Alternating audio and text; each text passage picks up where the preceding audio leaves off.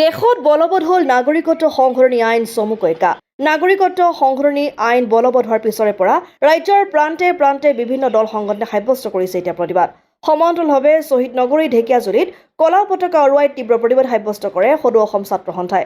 উল্লেখ্য যে সদৌ অসম ছাত্ৰ সন্থাৰ শোণিতপুৰ জিলা সমিতিৰ শিক্ষা সম্পাদক শংকৰ দাসৰ নেতৃত্বত সংগঠনটোৰ ঢেকিয়াজুলি আঞ্চলিক সমিতিৰ উদ্যোগত সংগঠনটোৰ নেতা কৰ্মীসকলে ঢেকিয়াজুলি নগৰৰ মাজমজিয়াত কলা পতাকা উৰুৱাই প্ৰতিবাদ সাব্যস্ত কৰে।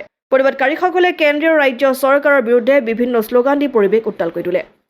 আচলতে যোৱা 11 মাৰ্চ তাৰিখে বিজেপি চৰকাৰখনে বলপূৰ্বকভাৱে অসমৰ ওপৰত যি নিয়মাৱলী জাপি দিছে এই নিয়মাৱলীৰ বিৰুদ্ধে আমি ছাত্ৰ সন্থাই আজি কলা পতাকা উৰুৱাই আমি আঞ্চলিকে ৰাজস্থানত কলা পতাকা উৰুৱাই পেলাই প্ৰতিবাদ সাব্যস্ত কৰিছোঁ আৰু সাব্যস্ত কৰি বিজেপি চৰকাৰখনক এটা কথাই কৈছোঁ, যিটো বিষয় আদালতৰ দ্বাৰস্থ হৈ আছে সেই বিষয়টো বিজেপি চৰকাৰখনে বলপূৰ্বকভাৱে অসমৰ ওপৰত জাপি দিছে আৰু সমগ্ৰ ভাৰতবৰ্ষৰ লগতে সমগ্ৰ ভাৰতবৰ্ষই ঐক্যবদ্ধভাৱে প্ৰতিবাদ কৰিছে।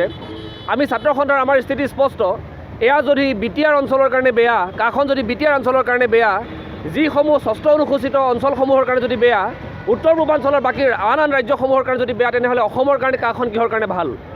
যি বিজেপি চৰকাৰখনে অসমৰ ওপৰত বাংলাদেশীৰ বোজা আকৌ এবাৰ জাপি দিবলৈ বিচাৰিছে। আজি সিদিনাখন হিমন্ত বিশ্ব শৰ্মাই কৈছিলে যে অসমত বেছিভাগ মানুহ নাহে আৰু যদি বেছি মানুহ আহে তেতিয়াহ'লে তেওঁ আমাৰ লগত আন্দোলন কৰিম বুলি কৈছিল। কিন্তু আজি আমি কাকতৰ জৰিয়তে দেখিবলৈ পালোঁ গৃহমন্ত্ৰী অমিত শ্বাহ ডাঙৰীয়াই কৈছে যে 1 কোটি লোকক তেওঁলোকে কোটি লোকক আমি ন্যায় দিছোঁ বুলি কৈছে।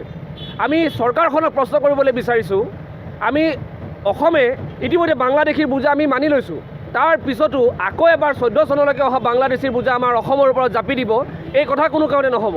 খিলঞ্জীয়া মানুহৰ অস্তিত্বৰ প্ৰতি সংকট অহা, ভাষাৰ প্ৰতি সংকট অহা এই কলা আইন, সাম্প্ৰদায়িক আইন অচিৰে বাতিল কৰিব লাগিব আৰু ন্যায়ালয়ৰ দ্বাৰস্থ হৈ আমি ছাত্ৰ সন্থাৰ ন্যায়ালয়ৰ ওপৰত আমাৰ আস্থা আছে।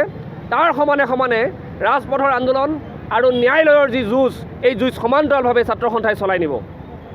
ঢেকিয়াজুলিৰ পৰা প্ৰশান্ত বৈশ্যৰ ৰিপৰ্ট, অসম আদিত্য।